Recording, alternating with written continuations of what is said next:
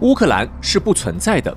所谓的乌克兰只是小俄罗斯地区，乌克兰人也是不存在的，只有小俄罗斯人，而我也正是一位小俄罗斯人。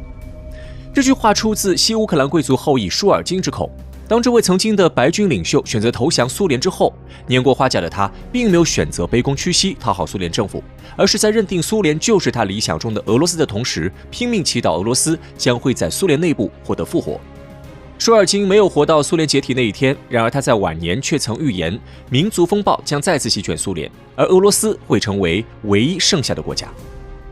虽然苏联解体被舒尔金不幸严重属于歪打正着，可舒尔金的想法实际上代表了俄罗斯人内心深处的一种真实逻辑，那就是毫无原则的慕强。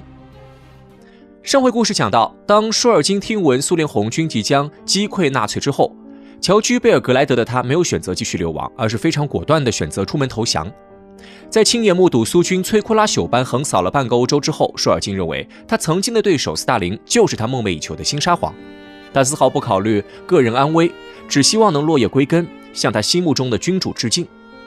在抓到舒尔金之后，苏联军官很快认出了这个曾在内战中叱咤风云的白军领袖，并很快将他移交给当时的苏联国家安全部。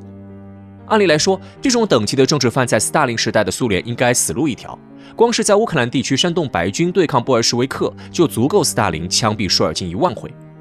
但是苏联国家安全部对舒尔金明知死路一条也要回到苏联这件事十分感兴趣，他们希望舒尔金是被苏联感召迷途知返，好成为苏联对外宣传的金字招牌。然而在对舒尔金进行了长达2年的审问之后，苏联国家安全部大失所望，这个年过60的老头满脑子依然是沙皇统治那一套，他对共产主义嗤之以鼻，并且放言即使得到释放也不会加入苏联国籍，他回到苏联的唯一理由就是想效忠他的新沙皇斯大林。苏联国家安全部的官员审问到最后，质问舒尔金，既然你那么喜欢沙皇，为什么当年亲自参与了逼迫尼古拉2世退位的行动？舒尔金似乎对这个问题早有准备，他当场表示，因为尼古拉2世是历代沙皇中最蠢的一个。聊到这种程度，苏联官员们也知道这老头是不能为自己所用了。不过舒尔金运气很好，对他的审判还没结束，苏联最高苏维埃主席团就通过了关于废除死刑的决定。于是在审判结束时，这个布尔什维克曾经的心腹大患居然只被判处了25年监禁。按照最初的计划，斯大林是想把舒尔金关押到死，然而天算不如人算，1953年比舒尔金还要小1岁的斯大林积劳成疾离开了人世。在听闻斯大林逝世后，舒尔金如丧考妣，他甚至在回忆录中表示，自己在斯大林去世时梦见了不祥之兆，斯大林的去世让俄罗斯失去了一位伟大的沙皇。但客观而言，斯大林的死却给他带来了更好的结果。1956年，随着继任者赫鲁晓夫的权力不断巩固，这位以改革者自居的新任苏联领导人开始了大刀阔斧的改革。赫鲁晓夫改革的重要一环便是大量释放斯大林时代的政治犯，并允许他们重新回到舆论领域。就这样，舒尔金仅仅坐了9年大牢，不但重获自由，还回到了自己发迹的舆论领域。其实，赫鲁晓夫之所以把舒尔金放出来，有2方面考虑。一方面，赫鲁晓夫认为，在宽宏大量的释放了舒尔金之后，这个德高望重的老头会把斯大林的崇拜转移到自己身上。另一方面，赫鲁晓夫与舒尔金都同乌克兰颇有渊源，有了舒尔金的舆论支持，自己在任期内对乌克兰的种种优待也能借由舒尔金之口合理化。为了讨好舒尔金，赫鲁晓夫不仅释放了他，还允许他的妻子从匈牙利返回苏联。不仅如此，赫鲁晓夫还把舒尔金请进了位于莫斯科近郊的一家疗养院，让他能专心从事写作。然而，舒尔金对赫鲁晓夫的讨好完全不感冒。重获自由后，他只有一个想法，那就是在有限的人生中尽可能多地记录下自己的想法。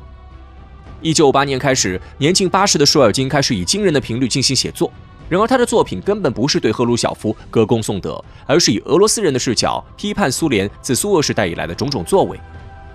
舒尔金完全不理解所谓的共产主义思想，但他对苏联的强大感到了由衷的敬仰。因此，在这段时间中，他提出了许多在苏联人看来匪夷所思的观点。舒尔金认为，同意布列斯特合约挽救了数百万俄罗斯人的性命，列宁的割地赔款是正确的选择。还认为苏联红军的强大力量让俄罗斯这个名字熠熠生辉。他还认为苏联的社会主义本质上反映了俄罗斯人对独裁权力的挚爱。就连说无可说的无神论，舒尔金居然都能放着斯大林对东正教的迫害不谈，做出无神论是沙皇斯大林对东正教信仰做出修正的荒谬论断。在看到舒尔金的言论之后，赫鲁晓夫意识到这个老头有自己的一套理论，想让他为自己摇旗呐喊是不现实的。但赫鲁晓夫并没有放弃舒尔金，因为舒尔金的观点越激进越离谱，越能显得他自己多么的宽容。为了表现自己的宽宏大量，赫鲁晓夫甚至允许这个前政治犯出现在苏共大会的会场，还允许他在全国旅行，会见他那些曾经的追随者。但是舒尔金本人的想法从未改变，甚至没有因种种优待改变自己对赫鲁晓夫的想法。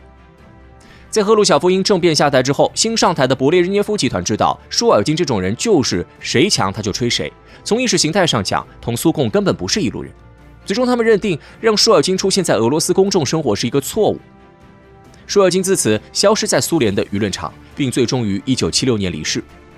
但人算不如天算，随着苏联因民族主义思潮复苏而解体，舒尔金的想法又被翻了出来。最终，他生前被雪藏的作品，如列宁的经验与名为《神秘主义的日记集》，被俄罗斯媒体相继公布。而在这些作品背后，舒尔金所代表的俄罗斯人的慕强逻辑，其实正是叶利钦能在苏联解体前夕呼风唤雨的重要原因。舒尔金的人生经历与思想观念为我们解答了一个问题：究竟什么是俄罗斯人？从血统上来讲，舒尔金不仅不是现代意义上的俄罗斯人，甚至连他的乌克兰血统也广受质疑。但是从精神上，没有哪个俄罗斯人敢说自己比舒尔金还爱国。终其一生，舒尔金都以小俄罗斯人自居。同时，在苏联时代，他也拒绝加入苏联国籍，始终认可自己的俄罗斯帝国国民身份。然而，这样一个俄罗斯人，既可以逼迫自己的沙皇退位，又十分愿意让格鲁吉亚人斯大林成为自己的新沙皇。原因就在于，所谓的俄罗斯人是一个文化概念，而俄罗斯文化的核心就是慕强。对于俄罗斯人而言，强大的军队与开疆拓土是国家文化的核心，而这两点又往往同专制统治挂钩。以舒尔金为代表的一类俄罗斯人，实际上并不在意自己头顶上的沙皇是什么民族、什么性别，也不在意那个沙皇信仰什么宗教，更不在意这个沙皇的意识形态。只要能让以俄罗斯区域为核心的国家持续开疆拓土，那他就是合格的沙皇，就值得被俄罗斯人万众爱戴。而如果这个沙皇的军队孱弱，国土沦亡，即使他的家庭有着纯正的俄罗斯血统，那他也是一个不合格的沙皇，要被开除俄罗斯籍。舒尔金这类俄罗斯人的另一个逻辑，就是反对俄罗斯内部除俄罗斯以外的一切民族思潮，特别是对于自己实质上的故乡乌克兰。舒尔金不仅不承认自己乌克兰人的身份，甚至表示不存在乌克兰，只存在小俄罗斯，而小俄罗斯是俄罗斯不可分割的一部分。他甚至表示，整个俄罗斯国家的未来都取决于此。然而，如此形式的根源逻辑，实际上还是俄乌分裂会导致俄罗斯国家国土沦丧，不符合舒尔金这类人对于强大的追求。在舒尔金晚年，勃列日涅夫对这个丝毫不了解苏联意识形态的老顽固已经没有了兴趣，因此舒尔金才会在作品中呼唤俄罗斯的回归，并预言俄罗斯将在苏联的分裂中重生。事实证明，舒尔金猜对了一部分，像他一样的慕强者最终在苏联解体后团结一致，最终将俄罗斯的命运交给了一个出身寒微的硬汉。如果舒尔金能活到今日，他一定会成为普京最坚定的支持者。